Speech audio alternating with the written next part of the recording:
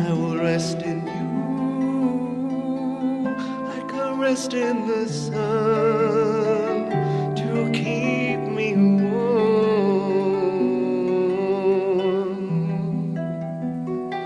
Light the fire within to keep me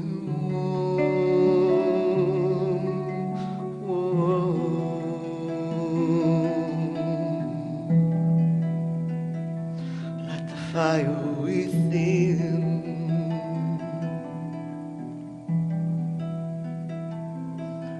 Keep me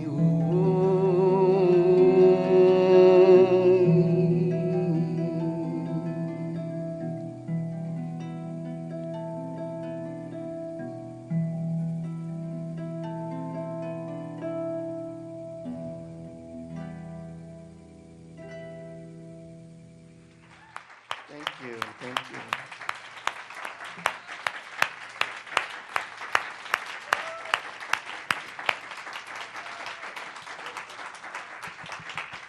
We have royalty on our audience, so I need to always point that out when that happens. So today we are joined with a lovely person who was a part of our community and went through School of Ministry and started her own ministry and now is working at home office, the lovely and talented Reverend Nicole Merges.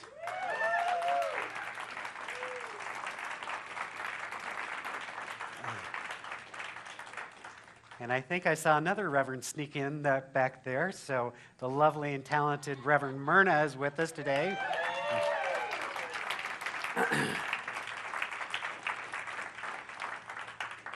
And while I'm on a roll, I just want to acknowledge, because I haven't really had a chance to do this, we have a person who's been such an instrumental part of this community and really creating so many of our systems and structures and wonderful things that we're doing, who just recently retired from her job as business manager to start a new work called The Sanctuary. And so I just want us to give it up for our lovely, talented, and amazing Linda Forrest.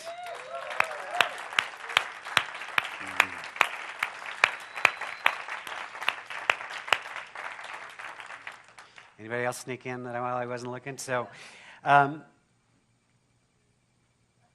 okay, you're wonderful too. Boy, I tell you,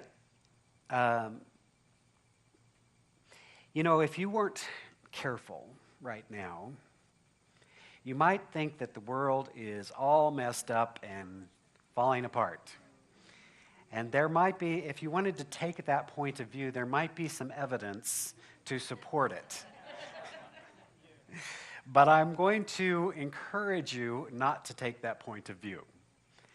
I've been thinking about this a lot lately because there has been, it's just like every day there's some major turmoil, horrible terrorist act or coups and, just stuff. And so I decided I need to be very mindful of my diet, my media diet, because one of the things I'm watching, when I can just step back and kind of watch, I like to watch how things unfold. And I'm watching this program that unfolds, and it's called The News. And it's breaking news. It's always big red letter, breaking news. And then like, a horrible thing is happening. We'll tell you about it in 1 minute. And then, buy toothpaste and deodorant, and then they come back and this, it's breaking news. We don't really know what's going on, but it's horrible. So stay tuned, and we'll keep talking about this horrible thing that's unfolding and how and it's like, okay, I get it. So, there's a horrible thing happening in the world right now. I'll tell you about it at the end of the service. Stay tuned. No, and I don't want to make light because it is dark and difficult times, but I just think we have to be careful because we are bombarded by image and message over and over and over. And if we are not careful, then we think that is reality, and we start to buy into it. We find ourselves anxious, and we find ourselves fearful, and we find ourselves crazy. Because the world is crazy, right? So that's an option. It's certainly an option, but it's not the only option. So when I set up our titles for the month, we were looking at this idea around freedom and forgiveness, about spiritual liberation, about being free to be fully who we are. And as I look at this idea, I came up with a title that was called Victim or Victorious. You see, that's the choice that we're always faced with, isn't it? And I want to be careful, because sometimes I remember when I first started in this whole teaching, which was 80s, early 80s. I was very young when I started. But I remember there was kind of a mindset that was all about, if you were doing this right, you had money, you had perfect health, you had working relationships, and you were thin and good looking. And if you weren't measuring up, there was a certain guilt that went I can't go to the center because, I got a cold, or I don't have enough money, or, there was this mentality that unless you are demonstrating, as we called it, then you're doing it wrong. And I like to think that we have evolved somewhat around that, but I do know that sometimes we still feel as if we think that once we really get it all together, then everything in our lives is going to be blissful and happy and perfect. If we could just get it all together. Well, you're not doing very well, I just want to say. So in fact, one of the things I was thinking about that I remember hearing a person talk one time saying, there are no victims, there's only volunteers. I think that's a little harsh. I think it's a little cruel, because bad things happen to people without their conscious participation in it. And so I'm glad that we've evolved beyond that. But I do want to talk about being a victim, and not that bad things don't happen to us, because sometimes they do. The best among us have bad things happen. It's not that we consciously brought it into our experience, or we attracted it, or we did any of that stuff. It's just that sometimes life is happening. It's called being on the planet. It's the choice at some cosmic level we made to say, I'll go there. Hey, this is a cool planet. They've got dark, they've got light, they've got sun, they've got, moon. It's wonderful. You get this full range of life. I'm going to go there and see who I am. So I have this theory that as spiritual beings, we can just float around in the universe and experience the cosmic allness of being a spiritual being. But in coming into our incarnation, then we get to do the real work. Because then we get to remember that we are indeed spiritual beings, but we're clunking around this heavy body and faced with conditions. So when I talk about bad things happening, just this week, there was innocent people who were harmed by mean, unconscious people. They are victims in that sense. So this is not what I'm talking about. What I'm talking about is the mentality that some of us have been known to move into. Don't point your finger at me. That some of us have been known to move into when we think that conditions determine our experience of life. We think that what's happening in our relationship defines who we are. We think that what's happening in our bank account defines who we are. We think that our boss downsizing our job somehow is something about us. And so this is what I want to talk about today, is that we're always at choice, whether we want to be a victim of circumstance or whether we want to be victorious, whether we want to believe in a greater possibility, whether we want to believe the true essence of who we are is spiritual in nature, having a human experience. Having a very human experience.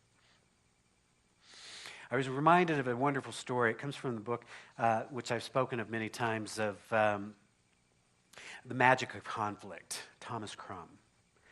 Again, if you're building a library, it's one that's a good one in there because it helps us to look at life differently. And he has these wonderful stories at the end, but they're not identified to anybody in particular.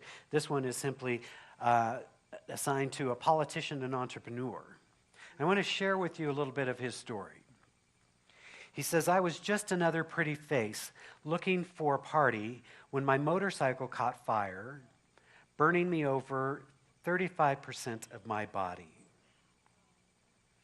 I learned very quickly that I was going to need to see the world differently and to come up with some new strategies about how to deal with life. You think? He said, I was very fortunate to believe that there was really no absolute relationship between any two variables. He says, you can be funny looking and be quite successful and quite happy. And so out of this experience, he decided he had to look different. He'd always been concerned with being the most handsome guy in the room, all of this sort of things. And he said, I needed a new strategy. And he said, the gift that came out of this was I didn't have to worry any longer about whether I was the most handsome guy at the party. I could get on with the important things. Hear that. How often do we get caught in the superficial aspects of our life? I have known people who have let their bad hair day make the rest of their day bad. I'm just saying I've known these people. I'm not pointing to anyone. He said people would stop and stare, and I would certainly get their attention. But instead of sitting there waiting for them to feel sympathy, I would turn it around by giving them an opportunity to see how they could win from getting to know me. How they could win from getting to know me. How they could turn setbacks in their own lives into victories. So he goes on, 4 years later, I became paralyzed in a plane crash. Now I had to deal with a limitation that was even more severe than the burns. I was fortunate enough, hear this, I was fortunate enough to realize that before I was paralyzed, there were 10,000 things I could do, and now there are only 9,000. So I could either spend the rest of my life dwelling on the 1,000 that I lost, or I could focus on the 9,000 that were left. And by focusing on the 9,000, I have so far been able to do only a few. Become a mayor, a successful entrepreneur, and a talk show host. Slacker. And he says the reality, hear this, the reality is that if you only found 100 or more of these things in your life, you're a Bucky Fuller or an Albert Einstein. He said, I could have let my burns and my paralyzed body be walls of confinement. But instead, I have found that they were wonderful opportunities which open the door to deeper values and to know the joy of being alive on this planet. You see, that is a mindset. That is a way of approaching reality that knows that the body is not who I am. I am who I am, and I get to have a body. Kopo spoke of it. He said, you know, the gift of this disease was he got to do a deeper level of work. He got to look into the darkness. He got to look into that depth of being. I remember many years ago, Matthew Fox speaking at one of our conferences, and he said, you know, the problem with science of mind, I love your philosophy, but the problem is you have no via negativa. You don't want to look at dark. You know, I always call it, we just want to be happy, peppy people all the time. It's all good, right? But you see, we didn't choose that planet. We didn't choose that experience. We said, I know, give me a human body, I'll go to Earth. And on Earth, there's dark and there's light, there's pain, there's sorrow, there's joy, and amazing fulfillment. All of it happening. But we sometimes think that it is the conditions of our experience that determines our experience. But I would say unto you,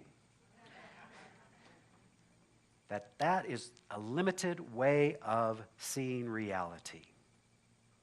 I would love to tell you that you are going to reach a stage of enlightenment where bad things just no longer happen. I would love to tell you that.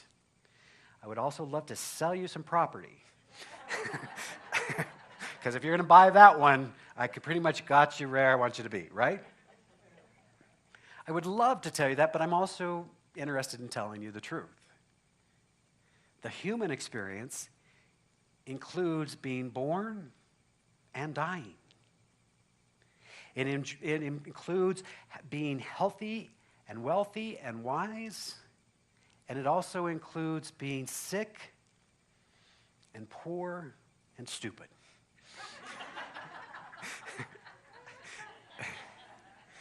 And some of you are excelling. Can I just say?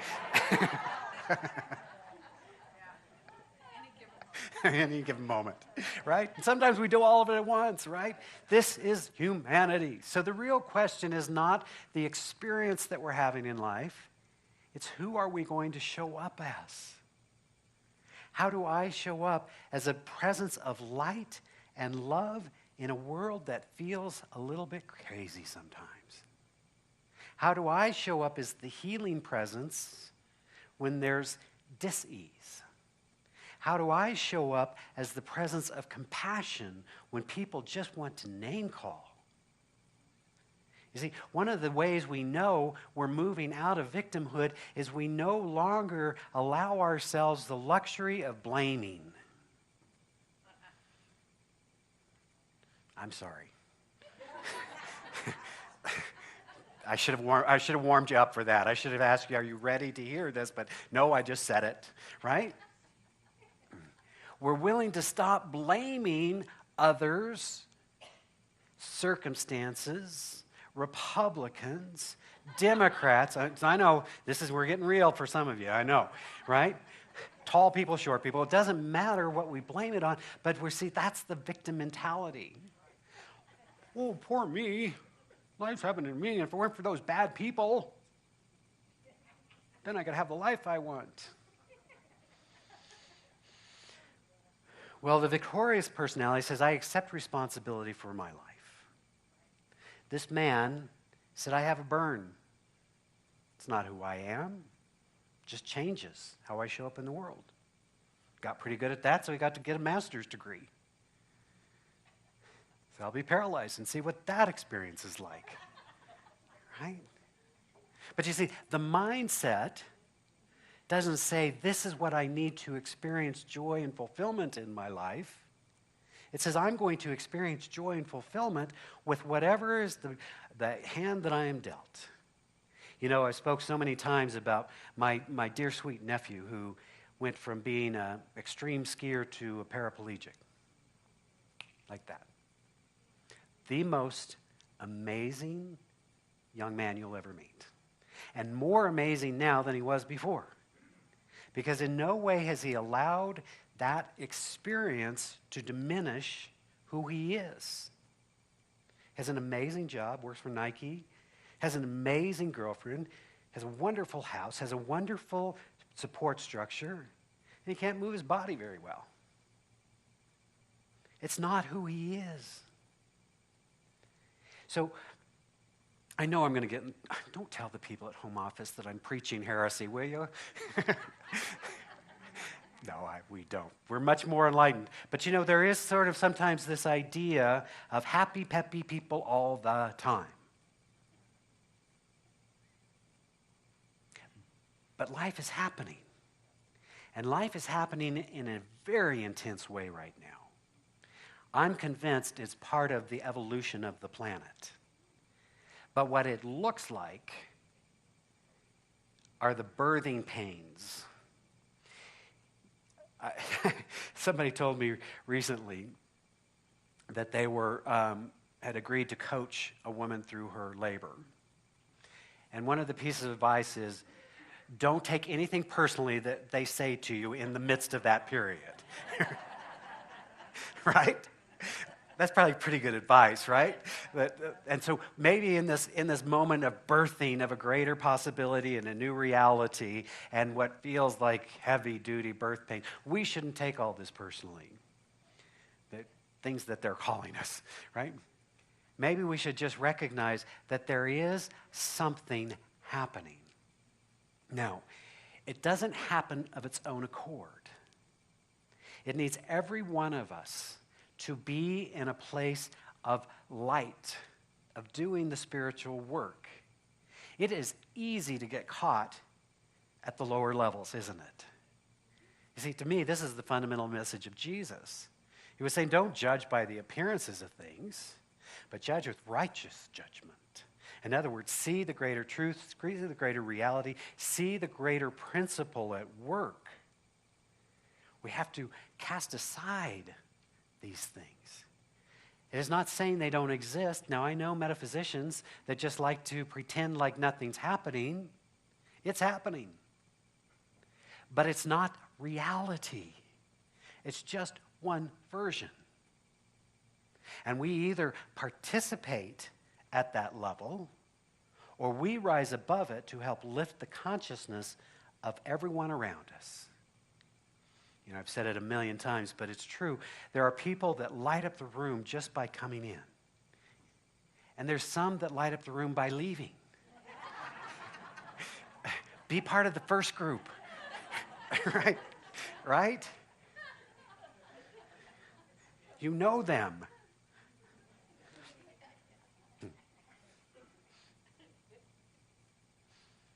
It is an amazing time to be alive. It is an absolutely amazing time to be alive.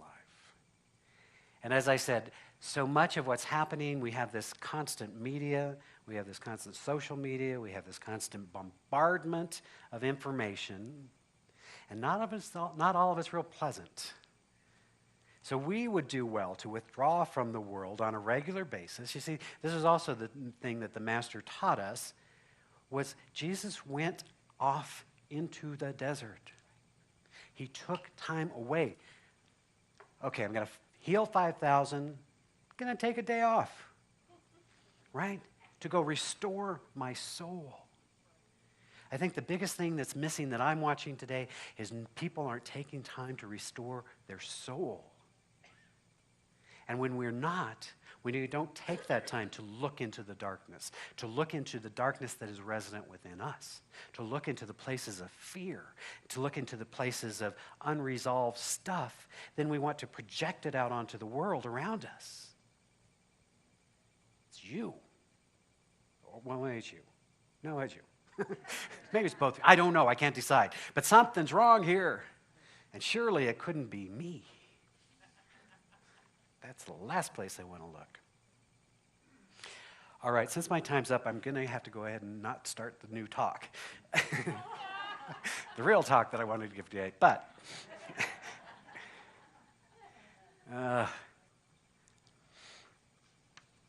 here's the thing. All of us are given the opportunity, moment by moment, to say, I will either be a victim and allow my circumstances to determine who I am, or I will be a victor that recognizes the truth of who I am is the divine in expression, and that whatever's happening right now, this too shall pass. As wonderful as it may be today, there will be dark days. And if it's not wonderful today, there will be light days. But who we are in the midst of that is that deepening expression of the divine, of truly identifying ourselves with the spiritual reality, with the essence of who we are. And so when we stand in the midst of that, that is where our real power is. And it doesn't even mean that the conditions will change, although if they're going to change, they're more likely to if you're in a high level of consciousness. But sometimes the great gift is the condition just as it is to rise above it and bring forth your fullest self, as this man did. So I'm not going to be bound by a wheelchair. I'm just going to use it to get around so that I can become a mayor, and I can become an entrepreneur, and I can become a talk show host. And if time allows me, I'll do the other 8,997 things on my list. That is abundance consciousness. So it's taking who you are taking what you have and giving that as fully as you can into the world. And that of itself is its own reward. That of itself is the benefit. And if a little cash shows up for you along the way, all the better. So my friends, I don't know where you are today on that spectrum from victim to victorious. You may be smack in the middle of it. You may even be blaming me, which is good, because I'm here. I'm available, Not going to change anything, but if it makes you feel better, I'm here. I'm available. You may be blaming someone else, or you may be in a place of high enlightenment and you are so clear that you are the essence of the divine showing up in the world and everything else is just conditions. Or somewhere in between. And wherever you are, know that you are loved, know that you are supported in being fully and completely who you are. Let us pray.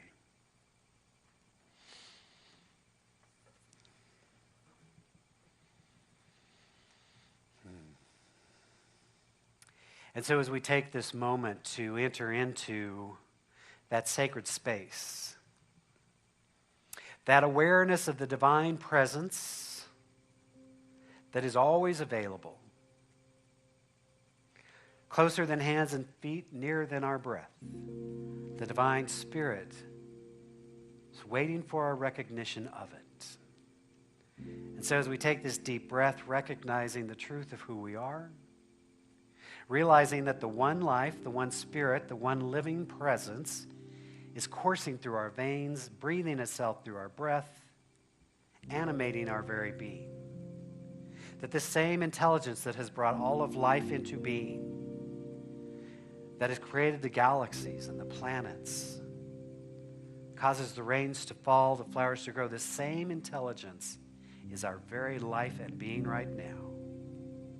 And so we can open to a greater reality. We can open our hearts to unconditional divine love. We can open our minds to divine wisdom. We can open the very portal of our soul to the recognition of the truth of who we are and to live more powerfully from that state of awareness where we know that the truth sets us free. The spiritual truth allows us to experience our greater good. And so in this moment, we choose peace. At the core of it all, there is a place of peace. There's a place of harmony. There's a place of wholeness. There is a place of love. And so as we move into that state of being, we simply allow our greater good to unfold. We release any need or desire for fear. We choose love. We fully and freely forgive. We release that which no longer serves us. We step into a mentality of abundance, recognizing that we are one with the source and substance of all good. And so joyously we receive and generously we give of this divine bounty. We step into that awareness of the wholeness of the divine expressing through every cell and every system of our physical, mental, emotional being. We are whole. How good it is to be in that awareness. And I just invite you, if there is a burden on your heart in this moment, this is the moment for a new choice. This is the moment to lay the burden down and to accept the spiritual freedom that comes in the truth of who we are. How good it is to revel in this truth. And as we speak this word of truth, we are grateful, for we recognize the many blessings of our lives, the blessing of this spiritual community. We know that it is indeed divinely guided into perfect right action. We extend a blessing to our brothers and sisters around the planet We're recognizing there is one human family, that we are all brothers and sisters of the one. And so we're accepting peace on earth. We're accepting a world that works for all. We're accepting a planet in harmony.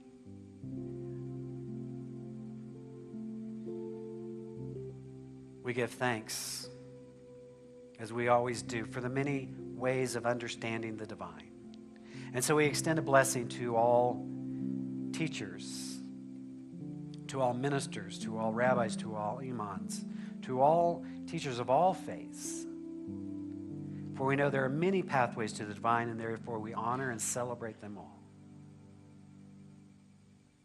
How good it is to know this truth. How grateful I am to live in a state of awareness of the one life fully expressing now. I'm grateful for a law of mind that operates upon the consciousness that we have established. And I know that as we release this word into that divine law, it is done according to our belief that it is good and it is very good. In joy and gratitude, then, I simply allow it to be so, as together we say, and so it is.